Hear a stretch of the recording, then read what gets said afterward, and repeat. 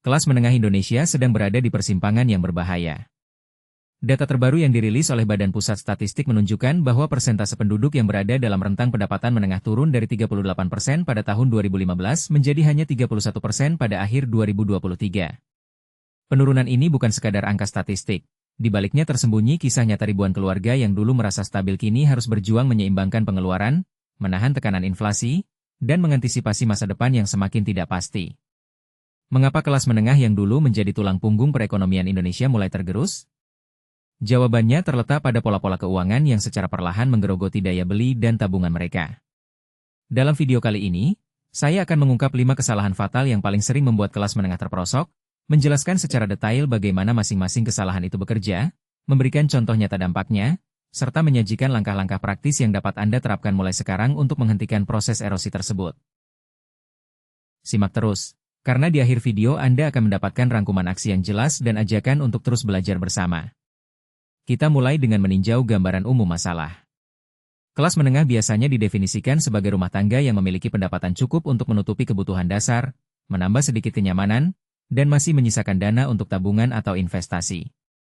Namun, dalam 5 tahun terakhir, tekanan inflasi yang terus melaju, kenaikan harga kebutuhan pokok, serta godaan gaya hidup konsumer yang semakin intensif membuat banyak orang mengorbankan tabungan demi konsumsi. Di sisi lain, pengetahuan tentang investasi masih terbilang rendah, sehingga sebagian besar pendapatan yang tersisa hanya mengalir ke tabungan konvensional yang nilai realnya tergerus inflasi. Tambahan lagi, kebiasaan mengambil hutang tanpa perencanaan yang matang menambah beban keuangan yang sulit diatasi.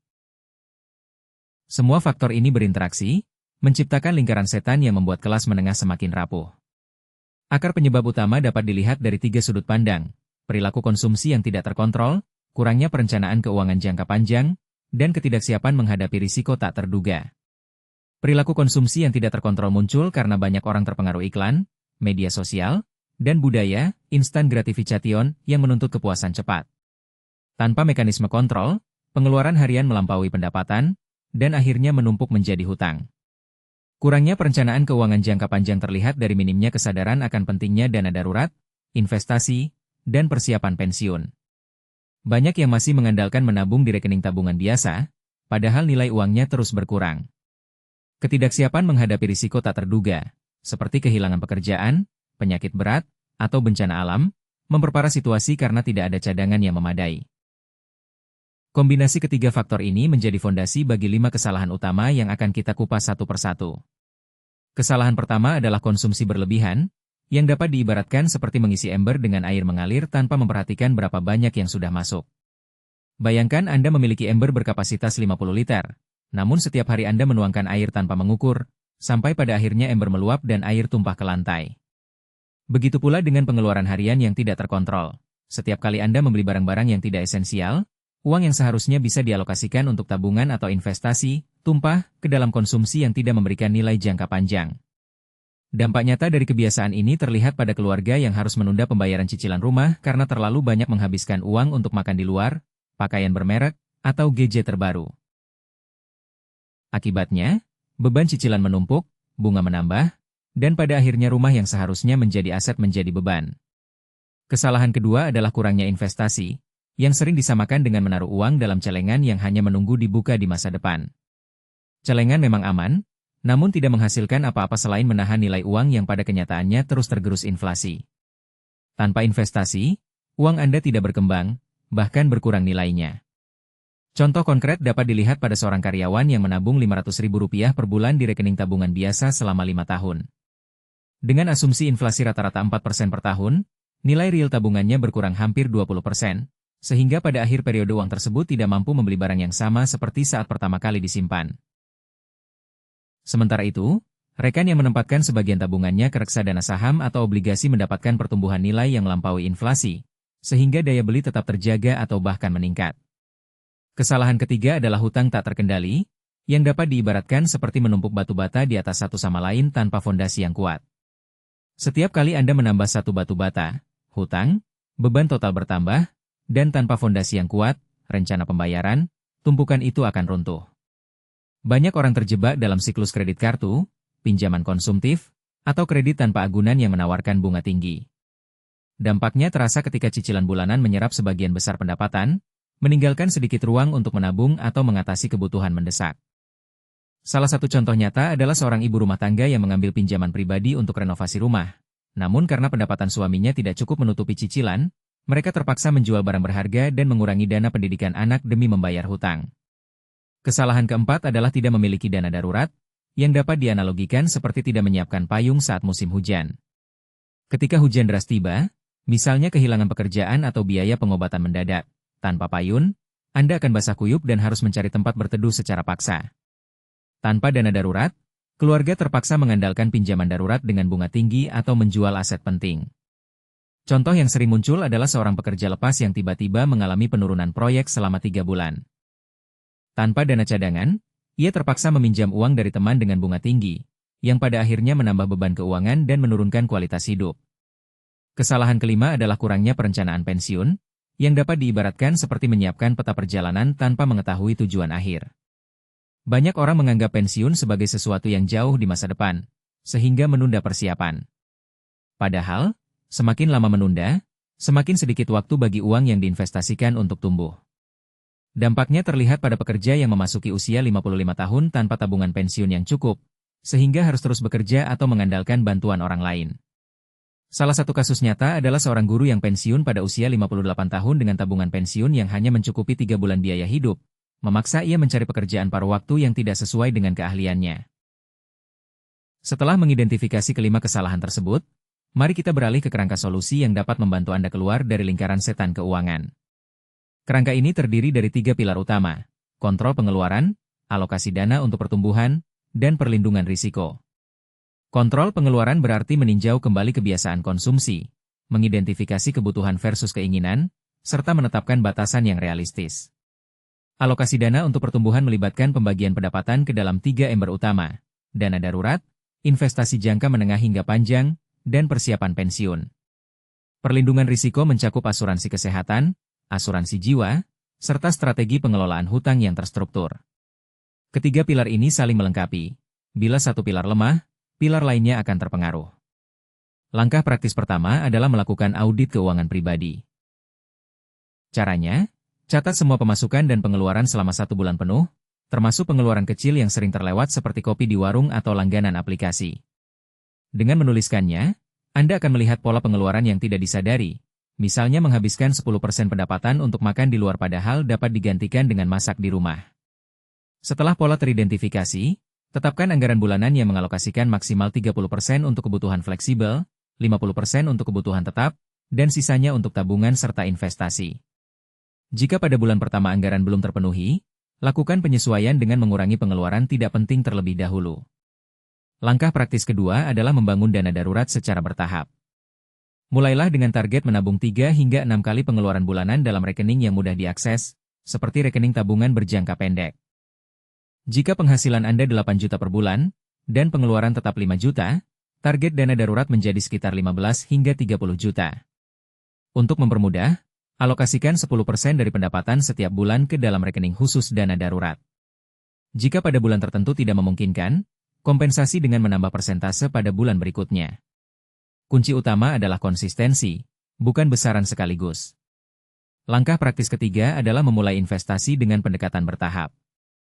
Pilih instrumen yang sesuai dengan profil risiko dan jangka waktu Anda.